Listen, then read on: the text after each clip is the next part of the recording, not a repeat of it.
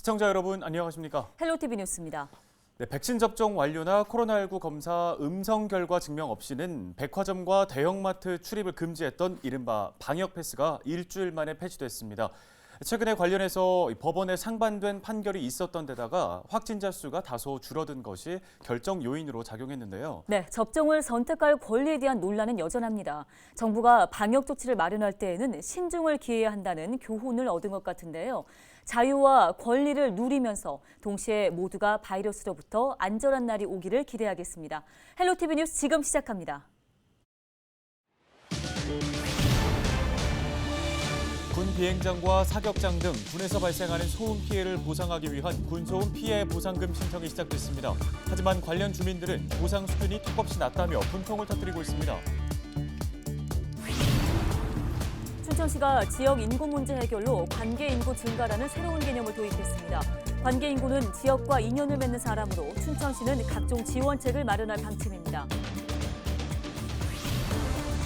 강릉시가 경포호 주변 상습 침수 피해를 막기 위한 유수지 조성과 함께 경포호 면적을 넓히는 원형 복원 사업을 추진합니다. 17일 새벽 3시 40분쯤 춘천시 고탄리 한 주택에서 화재가 발생해 3시간 만에 꺼졌습니다. 이 불로 안방에서 자고 있던 70대 노인 등 2명이 사망했습니다.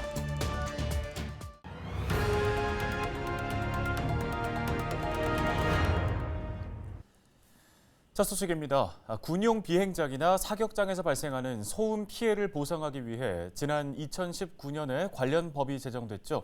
국방부가 이를 근거로 이달부터 보상금 신청을 받고 있습니다. 네, 그런데 정작 피해 주민들은 지역 사정과 동떨어진 악법이라며 반발하고 있습니다. 어찌 된 영문인지 이송미 기자가 현장 취재했습니다.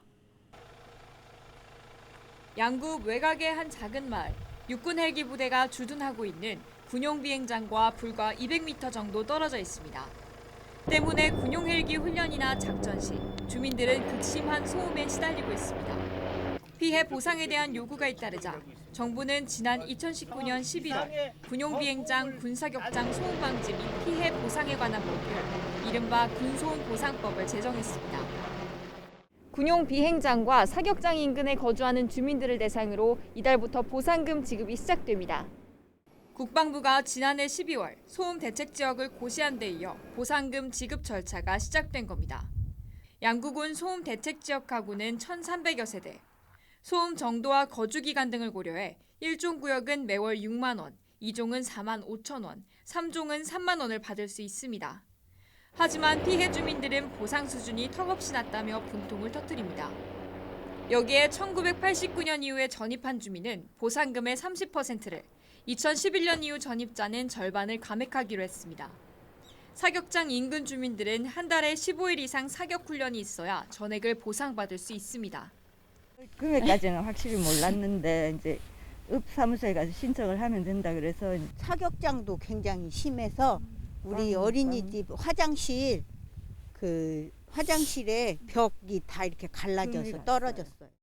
여기에 관련 법은 일종 지역에 새로 건물을 지을 때 아예 방음시설을 자비로 설치하도록 강제해 반발을 사고 있습니다. 행정당국은 기존 소송을 통해 받을 수 있던 보상금을 기준으로 보상금 규모가 산정됐다고 설명합니다. 지금 11년 지난 지금 이 똑같은 금액을 준다는 것은 사실 물가 상승률을 고려하지 않은 걸로 판단이 되기 때문에 10개 시군이 있어서 10개 시군이 다 같이 한번 한 목소리를 내서 가격 현실화를 이제 건의하려고 하고 있습니다. 이와 관련해 지난 2020년 6월 물가 상승률을 반영해 보상금을 책정하는 개정안이 국회에 발의됐습니다. 상황이 비슷한 횡성 지역도 지난해 6월 보상 기준 현실화를 위한 법 개정을 건의했지만 받아들여지지 않고 있는 상황. 구역에 있는 사람은 피해를 보니까 돈이라고 하는 걸로 보상을 해준다는 차원인데 이런 보상을 받고 나서 앞으로 더 큰 소리가 나거나 다른 어떤 피해가 와도 말을 못하게 족쇄를 채우는 것 같지 않냐. 그 형평성도 좀 맞질 않고. 군용 비행장과 사격장 소음으로부터 주민들을 보호하고 피해를 보상하기 위해 마련된 군소음 보상법. 보상 문제뿐 아니라 소음 피해를 근본적으로 줄이기 위한 대책을 요구하는 목소리가 높습니다. 헬로티비 뉴스 이송미입니다. 춘천시가 지역 인구 문제 해결에 관계 인구라는 새로운 개념을 도입했습니다. 쉽게 말하면 춘천과 인연을 맺은 인구를 늘리겠다는 건데요. 이 유동 인구들이 지역 특산품 구입이나 축제 참가 등 춘천과 꾸준하게 관계를 맺을 수 있는 요인을 강화해서 이주로 이어지게 만들겠다는 구상입니다. 네, 올해는 춘천시가 구상하는 인구 정책의 기반 마련이 이뤄집니다. 특히 읍면 지역의 인구 소멸을 대비한 개발 유도 정책도 시행될 예정인데요. 향후 이주민들이 농촌 지역에 정착할 수 있는 요인들을 크게 늘리겠다는 계획입니다. 양진호 기자가 보도합니다. 지난 2019년부터 정주 인구 늘리기에 중점을 뒀던 춘천시의 인구 정책. 대표적 사례로 대학생 전입 장려금 지급, 주소 이전 캠페인 등이 진행됐습니다. 대부분 단기 사업으로 소기의 성과를 거뒀지만 일시적 효과에 그쳤습니다.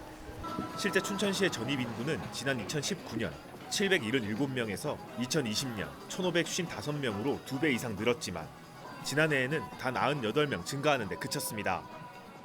이렇듯 기존 정책의 한계점이 뚜렷한 만큼 춘천시는 관계 인구 증가를 통해 장기적인 인구 확장 정책을 실시할 계획입니다.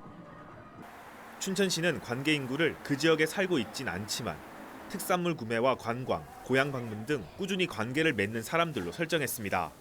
이들이 가진 춘천과의 관계 정도를 지속적으로 높여 이주까지 연결시키겠다는 전략을 세운 겁니다. 출산율이 계속 낮아지는 상황에서 자연적 사회적 인구 창출은 도시간 제로섬 게임이 될 수밖에 없습니다. 그 때문에 지역 인구에 대한 새로운 관점에서 나온 것이 관계 인구입니다.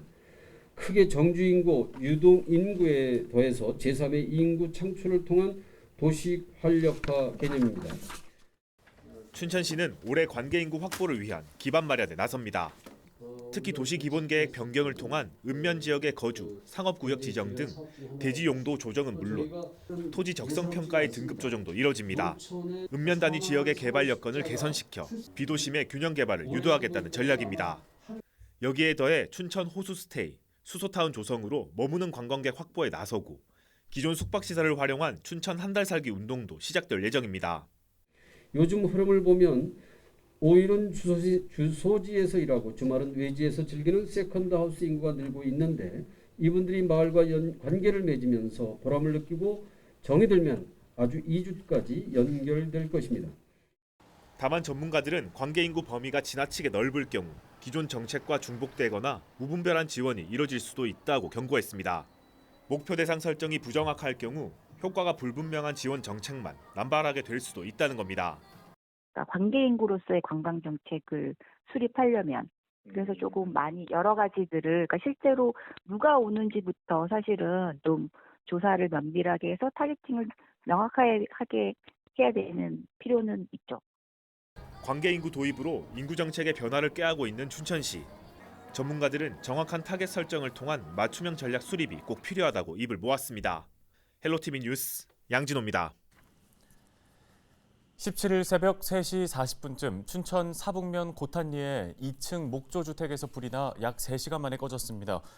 인근 주민의 신고를 받고 출동한 소방당국은 장비 20여 대와 소방인력 50여 명을 투입해 진화 작업을 벌였습니다.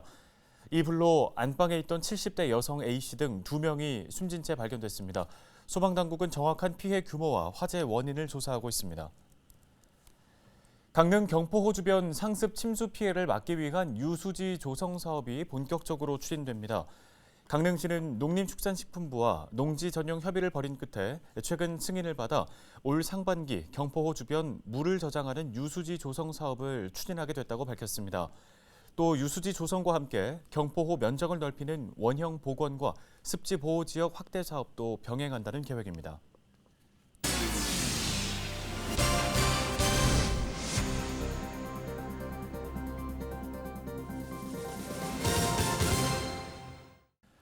사회적 거리두기가 3주 연장됐습니다. 기존과 마찬가지로 식당과 카페의 영업시간은 오후 9시까지 가능한데요. 단 사적 모임 가능 인원이 6명으로 늘었습니다. 연장된 사회적 거리두기는 앞으로 3주간 시행됩니다. 네, 이 사회적 거리두기의 효과가 있을지 인제대 백병원 김경우 가정의학과 교수 연결해서 관련 이야기 나눠보겠습니다. 교수님 안녕하십니까? 네, 안녕하세요. 김경우입니다. 예, 자, 거리두기가 3주 연장됐습니다. 현재까지 방역 효과 고려했을 때 이번 연장 결정에 대해 어떻게 평가하십니까? 네, 우리는 지난 11월 1일 위드 코로나 이후 우리 의료 대응 체계로 감당하기 어려운 확진자 폭증과 또 병상 부족 사태, 사망자 증가를 경험하였고요. 최근 거리두기 강화와 3차 예방접종 확대를 통해서 신규 확진자 감소와 위중증 환자 발생 효과가 계속 이어지고 있습니다. 어느 정도 방역 상황은 안정됐기 때문에 어느 정도 거리두기 완화가 필요한 시점이라고 생각할 수도 있겠지만 현재 오미크론이 이 확장세가 점점 심화되고 있기 때문에 안심할 수 없는 상황이고요. 또 설 연휴를 앞두고 있어서 현재 방역 준비가 매우 좀 중요한 시점이 되겠습니다. 다만 지금 사적 모임 인원 제한을 완화할 것인지 아니면은 식당, 카페의 운영 시간을 연장할 것인지에 대해서는 우리가 이제 시간 연장을 할 경우에 확진자 증가가 우리가 사적 모임 인원 제한을 완화하는 것보다 더 많이 생길 것이라는 어떤 가정 모델이 한국과학기술연구원 분석이 있기 때문에 일단은 단계적으로 조심스럽게 사적 인원 모임만 6명으로 완화했고 이후 추이를 보면서 다시 거리두기 강화 여부가 결정될 것으로 예상이 됩니다. 네, 정부가 논란이 됐던 대형마트와 학원 등의 방역 패스 적용을 해제하기로 결정했습니다. 효과 면에서 볼 때 앞으로 정부의 방역 대응은 어떤 방향으로 가야 한다고 보십니까? 네, 우리가 현재 그리고 앞으로의 코로나 유행 정도와 우리 의료 대응 체계 여력 등 방역 상황에 따라서 조정이 필요한데요. 지금 방역 패스가 중단된 마트나 백화점, 도서관, 박물관과 같은 시설은 우리가 마스크를 잘 착용한 상태에서 취식을 하지 않는 경우에는 감염 위험도가 높지 않다고 판정되기 때문에 저위험도 다중이용시설부터 방역 패스를 일부 완화한 조치라고 할 수 있겠고요. 향후 방역 상황에 따라서 방역 패스를 적용하는 시설에 대한 조정이 계속 이어질 것으로 생각이 됩니다.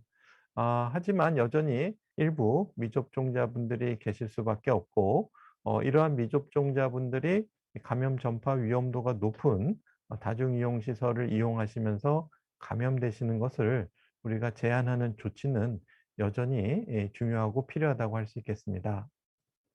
예, 교수님, 코로나19가 장기화되면서 보건소 본연의 기본 업무가 뒷전으로 밀리고 있다는 목소리도 있습니다. 공공의료 공백 우려에 대해서는 어떤 의견이십니까?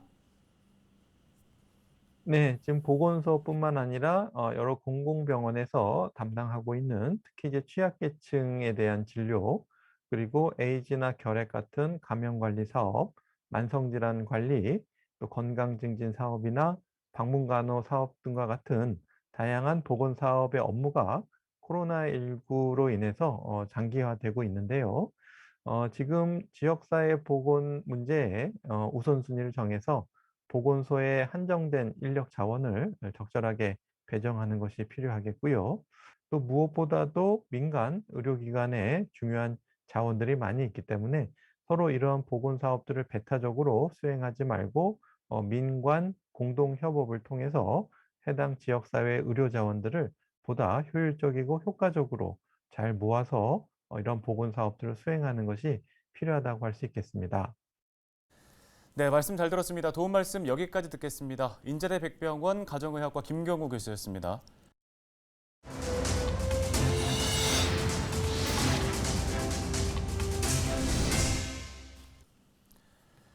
강원도가 산불 재난 국가 위기 경보 단계 상향에 따라 산불 방지 대책본부를 조기 가동하기로 했습니다. 강원도는 겨울철 동해안 산간 지역에 건조, 강풍특보가 지속되면서 대책본부 가동 시기를 2월에서 1월로 앞당겼습니다. 산불 방지 대책본부는 630명 규모로 운영했던 산불 예방, 진화 인력을 2,850명 추가하고 임차 헬기도 석 대를 더해 6대를 운영합니다. 올해 들어 강원 지역에서는 모두 5건의 산불이 발생해 산림 14,600제곱미터가 소실된 바 있습니다. 저희 헬로티비 뉴스가 오늘 준비한 소식 여기까지입니다. 네, 시청해주신 여러분 고맙습니다.